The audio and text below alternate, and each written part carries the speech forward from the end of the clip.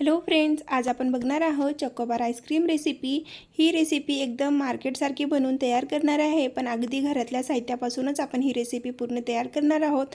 आज कोणतीही beater machine न वापरता, कोणतीही बाहेरची क्रीम न वापरता आज आपण घरातल्या साहित्यापासून मस्त अशी चॉकोबार आईस्क्रीम बनवून तयार करूया। तर त्यासाठी इथे पॅनमध्ये 1.5 कप इतकं दूध ॲड केलेलं आहे। अर्धा कप दूध बाजूला ठेवून घेतलं आहे। पूर्ण आपल्याला इथे 2 कप दूध लागणार आहे। त्याच्यातला अर्धा कप दूध बाजूला ठेवून घ्यायचं आहे थंड। आणि आता 5 मिनिटापर्यंत जोपर्यंत दुधाला छान अशी उकळी येत नाही तोपर्यंत दुधाला बॉईल करून घ्यायचं आहे।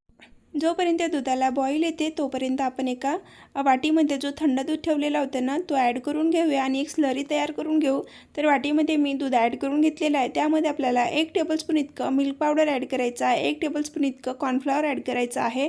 याची एक व्यवस्थित स्लरी तयार करून घ्यायची, छान असं ढवळून त्याच्यातले पूर्ण गाठोड्या फोडून घ्यायचं आहे आणि स्मूथ अशी स्लरी इथे तयार करून घ्यायची आहे।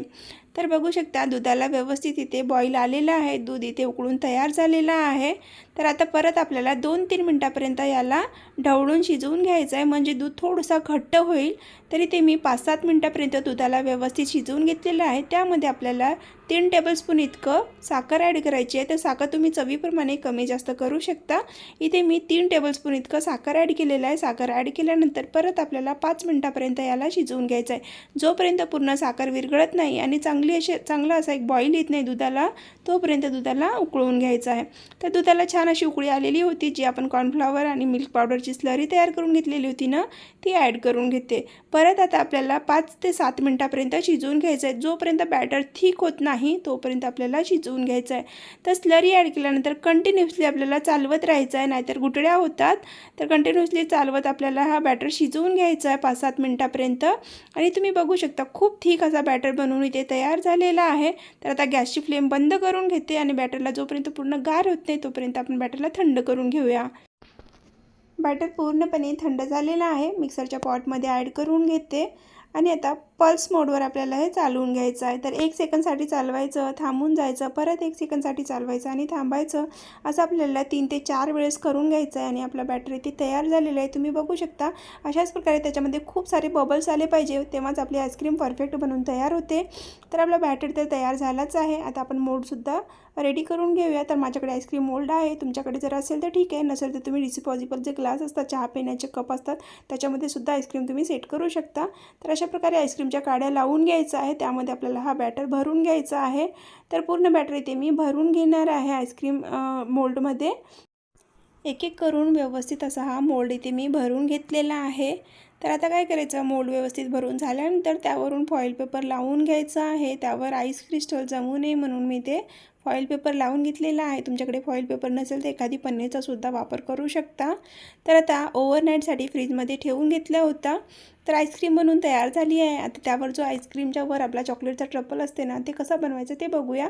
तर एक डबल बॉयलर घ्यायचा आहे, त्यामध्ये आपल्याला 1.5 कप इतकं डार्क कंपाऊंड ॲड करायचं आहे। आता जोपर्यंत डार्क कंपाऊंड मेल्ट होत नाही तोपर्यंत आपल्याला इथे मेल्ट करून घ्यायचं आहे चॉकलेटला। तर व्यवस्थित एकदम स्मूथ असा बॅटर इथे चॉकलेटचा करून घ्यायचा आहे। कंटिन्युअसली चालवत राहायचं, गॅसची फ्लेम कमीच ठेवायची आणि त्यावर आपल्याला ही चॉकलेट मेल्ट करून घ्यायची आहे। तर अशा प्रकारे आपल्याला चॉकलेट इथे मेल्ट करून झालेली आहे। आता काढून घेऊया आणि आपण आईस्क्रीमसुद्धा बघून घेऊ की आपली आईस्क्रीम व्यवस्थित सेट झाली आहे की नाही। तर चॉकलेट तर रेडी झाली आहे। आता त्यामध्ये आपल्याला 1 चम्मच इतकं तेल ॲड करायचं आहे। तर हा रिफाइंड ऑइल आहे, जो आपण रेग्युलर भाजीमध्ये वापरतो ना, तो तेल इथे मी ॲड करून घेतलेला आहे। मिक्स करून घेऊया व्यवस्थित 1 मिनिटापर्यंत। छान असं आपल्याला आपली चॉकलेट इथे तयार झाली आहे। आता लगेच आपण आपली आईस्क्रीमसुद्धा चेक करून घेऊया की सेट झाली आहे की नाही व्यवस्थित। तर आईस्क्रीम खूप परफेक्ट आणि खूप छान अशी सेट होऊन तयार झाली होती इथे। आणि तुम्ही बघू शकता किती इझिली यामधून मी रिमूव्हसुद्धा करू शकत आहे, कारण की हा सिलिकॉनचा मोल्ड आहे, त्यामुळे आईस्क्रीम खूप इझिली तुम्ही रिमूव्ह करू शकता। तर बघा, एक आईस्क्रीम इथे मी रिमूव्ह करून तुम्हाला दाखवलेली आहे। लगेच आपण याला चॉकलेटमध्ये डिपसुद्धा करून बघणार आहोत। तर बघा, अशा एका ग्लासमध्ये तुम्ही एखाद्या अशा खोल ग्लासमध्ये तुम्ही याला चॉकलेटला ट्रान्सफर करून घ्या, म्हणजे तुम्हाला डिप करायला इझी जाईल। तर चॉकलेट मी एका ग्लासमध्ये ॲड केल्यानंतर त्यामध्ये डिप केलेलं आहे। 30 सेकंडसाठी तुम्हाला फक्त हातामध्ये पकडून राहायचं आहे आईस्क्रीमला, ॲटोमॅटिक तुमची आईस्क्रीम एकदम सेट होईल। आतून आईस्क्रीम खूप थंडगार असते, त्यासाठी चॉकलेटला सेट व्हायला जास्त वेळ लागत नाही. तर याच पद्धतीने आपल्याला एक एक करून सगळी चॉकलेट आईस्क्रीम आपल्याला इथे बनवून घ्यायची आहे. तर तुम्ही बघू शकता मी अशाच पद्धतीने एक एक करून सगळ्या आईस्क्रीमला डिप करून घेतलेलं आहे आणि आईस्क्रीम इथे रेडी करून घेतलेली आहे. खूप जास्त वेळसुद्धा लागत नाही आणि खूप जास्त मेहनतसुद्धा लागत नाही. खूप कमी वेळेमध्ये कमी साहित्यामध्ये, अगदी घरगुती साहित्यामध्ये जरी म्हटलं तरी चालेल, अशा कमी साहित्यामध्ये खूप छान, मार्केटपेक्षाही छान अशी आईस्क्रीम इथे बनवून तयार झालेली आहे. तर तुम्हाला कशी वाटते रेसिपी कमेंटमध्ये करून नक्की सांगा.